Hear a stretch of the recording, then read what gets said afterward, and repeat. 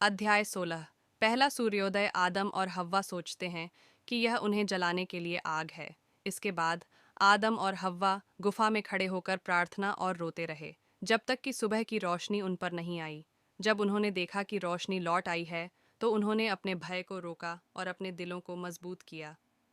फिर आदम गुफा से बाहर निकलने लगे। जब वे गुफा के मुहाने पर पहुंचे और पूर्व दिशा की ओर मुंह किया तो उन्होंने देखा कि सूर्य चमकती किरणों के साथ उग रहा है। जब उन्होंने सूर्य की गर्मी अपने शरीर पर महसूस की तो वे डर गए और अपने दिल में सोचा कि यह आग उन्हें सजा देने के लिए आई है। तब वे रोने लगे, अपनी छाती पीटने लगे और पृथ्वी पर मुंह के बल गिर गए। उन्होंने प्रार्थना की और कहा, हे प्रभु, मुझे सजा मत दो, मुझे नष्ट मत करो और न ही पृथ्वी से मेरा जीवन छीनो।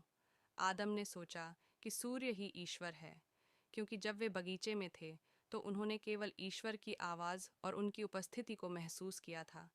लेकिन उन्होंने कभी सूर्य की चमकदार रोशनी नहीं देखी थी और न ही उसकी जलती हुई गर्मी को महसूस किया था। इसलिए जब सूर्य की जलती हुई किरणें उन तक पहुंचीं तो वे उससे डर गए। उन्होंने सोचा कि ईश्वर ने उन्हें यह सज़ा दी है जो उनके जीवन के शेष दिनों तक जारी रहेगी।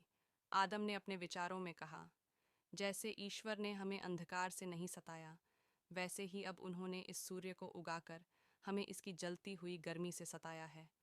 लेकिन जब वे इन विचारों में डूबे हुए थे तो ईश्वर का वचन उनके पास आया और कहा, हे आदम, उठो और खड़े हो जाओ।